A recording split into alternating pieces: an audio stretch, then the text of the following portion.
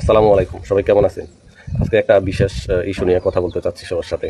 সেটি হচ্ছে, অনেকেই আমাকে প্রশ্ন করেন যে এই যে বাংলাদেশ ভারত সীমান্তে যে অনেক সময় দুর্ঘটনা ঘটে, বিএসএফ বাংলাদেশি জনগণকে ধরে নিয়ে যায়, এটা কেন হয়? মানে তার মানে বিজিবি কী করে, কেন বিএসএফ ধরে নিয়ে যায়? আপনাদেরকে একটি সহজে একটি জিনিস বুঝাই। সেটি হচ্ছে, বাংলাদেশ ভারত সীমান্ত জিরো লাইন থেকে 150 গজ অভ্যন্তরে, ভারতের অভ্যন্তরে হচ্ছে তাদের কাঁটাতারের বেড়া। মানে জিরো লাইন থেকে 150 গজ বাংলাদেশের অভ্যন্তরে এবং 150 গজ ভারতের অভ্যন্তরে, এই 300 গজ হচ্ছে আন্তর্জাতিক সীমারেখা। এখানে কোনো দেশই আপনার স্থায়ী কোনো স্থাপনা নির্মাণ করতে পারে না। এই জন্য এই জায়গাটি আন্তর্জাতিক সীমারেখা, এখানে কোনো দেশই কোনো কিছু করতে পারে না। এই করতে না পারার কারণে এই জায়গাটিকে বলা হয়, 150 গজকে বলা হয় নো ম্যানস ল্যান্ড, মানে এখানে কোনো স্থায়ী স্থাপনা নির্মাণ করা যায় না। এই জন্য বাংলাদেশ ভারত সীমান্তের শূন্য লাইন থেকে 150 গজ ভারতের অভ্যন্তর হচ্ছে তাদের কাঁটাতারের বেড়া।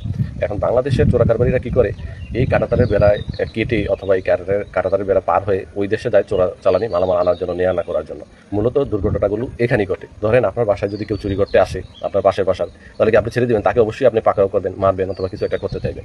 তো মূলত সমস্যাটা এখান থেকেই শুরু। এই জন্যই সমস্যাটা ঘটে যে যখন ভারতের অভ্যন্তরে কাঁটাতারের বেড়া কেটে বাংলাদেশি চোরাকারবারীরা চোরাচালানি করতে চায়, তখনই কিন্তু বিএসএফ তাদেরকে ধরে নিয়ে যায় অথবা ফায়ার করে অথবা দুর্ঘটনা ঘটে।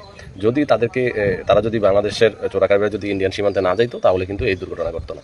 এখন আরেকটি প্রশ্ন আসে যে, তাহলে আমরা কেন ভারতের লোকজনকে আমরা ধরি না, তাদেরকে কেন পাকড়াও করি না? এটার কারণ হচ্ছে যে, তাদের যেহেতু কাঁটাতারের বেড়া আছে, এই জন্য সচরাচর তাদের দেশের মানুষ আমাদের এদিকে আসতে পারে না। এই কাঁটাতারের বেড়া পার হয়েই তাদের যে জমিগুলো আছে, এগুলোই অনেক সময় অনেক জায়গায় অনাবাদি থাকে। এগুলো আমি অন্য ভিডিওতে আপনাদেরকে দেখাতে পারবো, যে যখন সীমান্তে টলে যাবো, যে কিছু কিছু জায়গা আছে যেখানে ভারতীয় যে জায়গাগুলো আছে কাঁটাতারের বাহিরে, দেশের ভিতরে, এগুলো অনাবাদি থাকে এবং তাদের নিয়ন্ত্রণের বাইরে থাকে। এবং যদিও আবাদ করে এবং যদিও লোকজন আসে, তখন সেখানে আপনার বিএসএফ এর যে গেট আছে, গেট দিয়ে আসে, এন্ট্রি করা থাকে, আবার একটা নির্দিষ্ট সময়ের মধ্যে তাদেরকে চলে যেতে হয়। তারা ইচ্ছা করলে আসতে পারে না।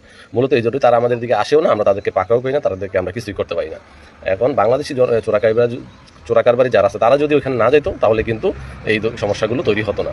তো আমরা যতটা সম্ভব আমাদের পক্ষ থেকে আমরা চেষ্টা করি যে তারা যাতে বাংলাদেশের এই সীমান্তে গিয়ে এইসব দুর্ঘটনা না ঘটাইতে পারে এবং তারা যাতে ভারতে না যায়, এগুলো আমরা চেষ্টা করি। কিন্তু আমাদের একটি ক্যাম্পের অপোজিটে দেখা গেছে ভারতের 2-3টা ক্যাম্প থাকে এবং আমাদের দায়িত্বপূর্ণ এলাকা থাকে 4 কিলোমিটার 5 কিলোমিটার। তো আমরা একটা টহল পার্টি গেলে তো নির্দিষ্ট একটা জায়গা, পুরো 5 কিলোমিটার এলাকা তো আর আমাদেরকে নিয়ন্ত্রণ করা সম্ভব হয় না।